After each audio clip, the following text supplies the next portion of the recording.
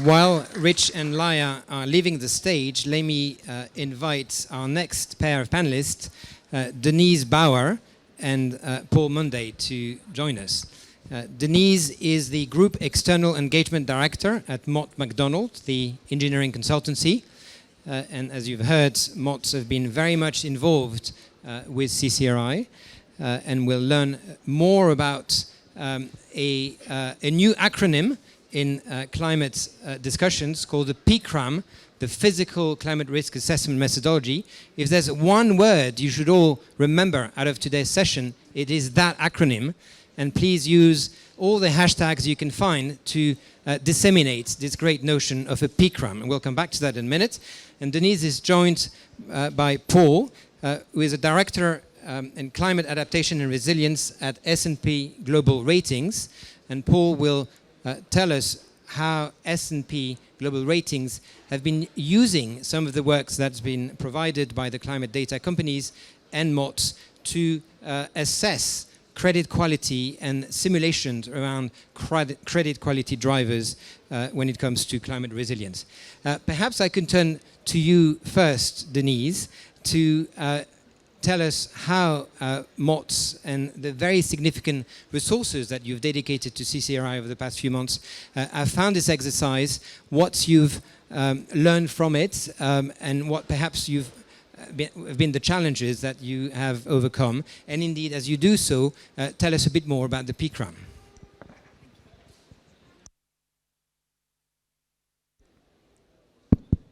Thank you, Alex. I'd be delighted to do that. And hopefully my chair will stop spinning round as well in a minute so that I can focus while I do so. Look, we've been absolutely delighted to be part of this effort to develop an approach which allows a means of assessing the physical impact of climate risk on assets, because no such approach exists at the moment. And to answer Laia's question, how important is it to do that on a scale of 1 to 10, I'd say it has to be a 10, doesn't it? It speaks for itself that we have to find a way of incorporating those risks into our financial projections and assessments. So we've mobilised a global team. We've had 15 people working on these case studies and the methodology for it feels like a long time now. I'm looking at Madeline, around a year now. And it's been hard work, hasn't it? As Laia described, you know, there's been a lot of sort of technical aspects to unpick there. So we've had to have experts with asset management backgrounds, engineering backgrounds, financial backgrounds. We've had to work really collaboratively, build new relationships that we've not had previously with experts in other fields, which has been a real pleasure for us to do. And in mobilising that global effort, it has allowed us to, for the first time, develop PCRAM, which I'll say that way, as that's the hashtag that we're promoting, which does guide from climate projections to financial case for resilience. Bearing in mind, though, that that's not just a sort of broad brush approach we've developed. It's got to be really detailed and very, very robust. So I will just say a little bit more about the methodology, if that's okay, before I go on Please. to any lessons. I think there's a slide about to appear. It should be coming. As if by magic. Yes, absolutely. So I'll talk about the steps in PCRAM. Here we go. You can see it's a gated process, because what we want to make sure at each stage is that we've answered all of the relevant questions that we need to answer. So the first stage is around data. We've just heard a lot about the importance of data, the type of data that we've been bringing together. Data needs to allow us to have sufficient confidence before we move forward that we have a really robust model. So that's the first gate here. Is the data good? There's a judgment, which I'm sure some people in this room have an opinion on. But is the data good, and is it sufficient? Only when we can answer yes to both of those questions can we move on to the materiality assessment. And by materiality assessment, what we're talking about is making sure we know the critical aspects, the really critical aspects of this asset, which might fail or might be significantly enhanced, and the sorts of absolutely crucial risks that those critical parts of the assets are exposed to. Once we feel that we have a really good understanding of the physical climate impacts on the asset, then we can move to the next stage, which is the identification of resilience options. So we've got the right data, we've got a good model, we know which the critical parts of that model and assessment are, we understand where the points of failure might be, or where the opportunities sit for enhancement, and then we can identify the resilience options. Those resilience options, as you can see from the diagram, might relate to the hard asset itself, physical changes, engineering changes we can make to the asset, or the sort of softer system sort of aspects of the way the asset might be operated. So if it was a high-speed railway, the frequency of trains running on the rail system, for example. Once we understand those options for intervention on the asset, then we can move to the final stage, which is the cost-benefit analysis and the scenario testing of those options. So you can see it's kind of step by step, you're building a rich picture of the asset, you're understanding the physical impacts of climate change on that asset, and then you can make the sort of financial investment decisions in a robust way that we were hearing from Samir is so important for us to be able to make. And actually, the likening to being on the Titanic heading for an iceberg, I thought was a really interesting way of thinking about this. At the moment, this doesn't happen. At the moment, people are making assessments of investment without this level of understanding. I find that absolutely incredible, and I'm so pleased that we've managed to find a way, working together with the coalition's support, to tackle this really, really important issue. Thank you very much, Denise. That's been a very comprehensive and indeed very clear overview of how the physical climate risk assessment methodology is or can be used. Let me now turn to Paul and hear from you, Paul, as to how S&P look at resilience credit quality drivers and how you incorporate the methodology that we just heard about. Thanks, Alex. Hopefully you can all hear me. I just want to quickly reflect on the first question that came about the importance of data, and I think it's a very, very good point. I think that's probably it's always been important, but I guess more so now as the data, the models that we're using, our understanding of those models and the uncertainties and the other aspects associated with it has improved, very, very recently. So I would say it's a 10. We're all agreeing here, aren't we? But I think I think that's probably a good thing. So yeah, to your point, so I think it's first also worth reflecting on our kind of motivation as S&P Global for being involved in this process. And I would say that we've long described some of the challenges and also the benefits of adaptation in investments. And one of the most significant challenges, of course, is quantifying the benefits, and particularly doing that from a credit perspective as well. That being said, we know, given the extensive literature that's available, that there are benefits, there are cost-effective measures available to us that can help limit the impacts on a cost basis from both acute and chronic physical risks. Now, one of the reasons for being involved in this process was any new analysis like this that essentially tries to pick out and understand and untangle the possible links between credit quality, credit performance, and resilience benefits is helpful in the sense that it helps our understanding of the value of those adaptation investments, which is a question that we've all had on our minds over the years, and increasingly so in the lead up to COP as well. So to your point about kind of what we did and how we're using this information. So S&P Global, so comprising our colleagues in market intelligence and also ratings, where I sit, we applied market intelligence's scorecard, which is effectively a simulation of a credit quality assessment, which is aligned to S&P Global Ratings criteria to a set of infrastructure projects selected by the CCRI. And effectively, we were tasked with trying to understand and opine on any differences in credit worthiness for those projects with and without adaptation measures. And we did that for a handful of projects. And maybe I can give the headline finding in the first instance. And that would be that credit quality was positively affected when adaptation measures or resilience measures were factored into those investment decisions. That's the kind of headline.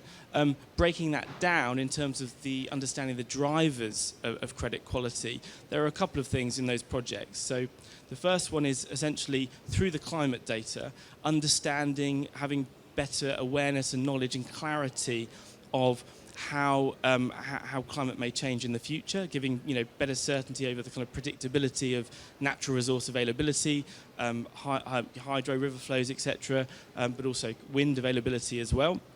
That was one of the key drivers in the project, and particularly was reflected in a more positive credit quality. And then the second one was the adaptation measures themselves. So in many cases, of course, with adaptation measures, we tend to talk about the much higher upfront investment costs that are required in terms of capex. But in the projects that we looked at, we found that in those cases, even stressed under flood scenarios, etc., that those investments were ultimately paid off. So those are the two main drivers. Thank you very much, Paul. I think you indeed touch on one of the very important findings of this collaborative work, which is that the integration of physical climate risks can lead to an improvement in credit quality, which is different from ratings, but credit quality, and in some ways can be counterintuitive. And this is in some ways a call to face the reality and to invest in resilience, which, if it's done properly, will indeed be value accretive. Because an improvement in credit quality could theoretically lead to a reduction in the cost of capital, which therefore, using some relatively basic financial matrix, could lead to an improvement in the present value of an investment. I wondered whether you had any further thoughts on that? That's correct. I think just kind of digging down into the projects that we looked at, I mentioned this typically in adaptation investments and measures, we tend to see this large upfront capex cost, and what we saw on our application of the scorecard was that despite that increased investment, we got more assured performance redundancy on a forward-looking basis, i.e. the asset was able to continue operating despite flood levels being high. And in that particular project, which was in Vietnam, if I remember correctly, that was an offshore wind farm project. So a substation inland, of course, was raised above the flood level, and it meant that the asset could continue operating even in those quite severe conditions.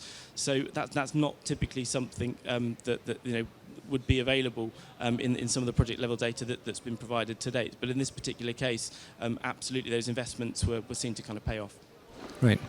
Denise? Thank you. Just to build on the point that Paul's making from an engineering perspective, this just really emphasises something that struck us, which is the importance of really early stage collaboration, because thinking about an asset early, thinking about how to make it more robust, understanding the potential impacts of climate is absolutely vital, isn't it? And doesn't happen enough. Too often in investment decision making, decisions are short term, they're focused on the initial capital investment without looking at the whole life cycle. So there are further things that we can do as engineering design organisations that also enhance the likelihood of the asset being robust. And again, it kind of becomes a virtuous, positive circle then. Yeah, absolutely. And I think this kind of touches upon the next part around lessons learned as well, in the sense that, we all deal with uncertainty. I like the point that Richard made earlier about uncertainty. This is just another, climate uncertainty is just another layer of uncertainty that we have to deal with. We still need to make decisions. But actually, working with engineering teams, them having kind of better understanding of the data, and ultimately being able to present their interpretation of that data in such a way that credit analysts and investors can understand it. That's also been a positive process, I would say, as well.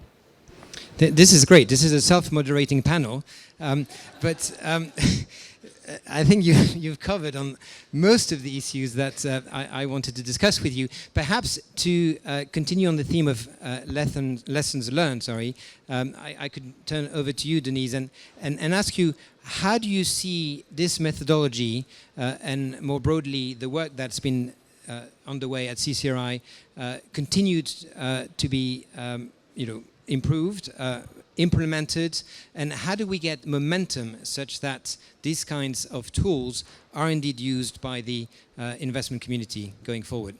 Thanks, Alex. So, in terms of what we'd like to see going forward here, we'd like to do more cases, clearly. I can see Laia smiling. We need more cases. We want to try, the methodology, test it on a wider variety of assets in a wider variety of different sort of climatic data situations. So obviously we need more cases.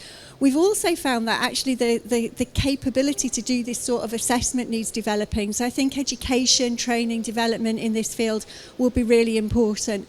And why I think those two aspects are key for going forward is because ultimately we want this to become standard practice, don't we? We want everybody to be doing this sort of assessment, in fact this assessment, using PCRAM for all of their future decision making.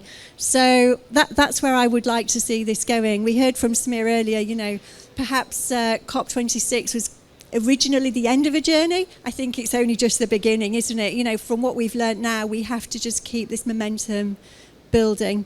So that those would be vital things for me. I think also, though, just to mention, we've been focusing on assets in isolation, complex assets, but assets in isolation. And I do think it's also important we move to the systemic level and we look at the interconnected assets as they're operating as a bigger system. So I'd also like to see a move in that direction, Alex. Thank you, Denise. Paul, any final thoughts? No, I think that's a great point. I think even more nowadays we're much more kind of interconnected than ever, and particularly the systems and assets and networks that we rely on, and that's probably adding another layer of complexity and uncertainty, I guess, as well. But it seems that we're well versed in kind of dealing and understanding some of these challenges. But I would say just more generally that it's been a great effort, everyone kind of working together and reiterating what previous speakers have said. Part of this process and part of the learning and the benefit of it has actually been understanding how users are using information, how they're interpreting it, and also how it may be applied, and so on and so forth. So I think as a part of this process, it's been great to have that kind of close network and those relationships to help understand what some of the challenges have been, and also how we can kind of navigate through them. So that's been a real positive of the process, I'd say. Thank you very much to both of you. It's been very interesting, very fruitful. Lots of accomplishments, lots of food for thought. So please join me in thanking Paul and Denise.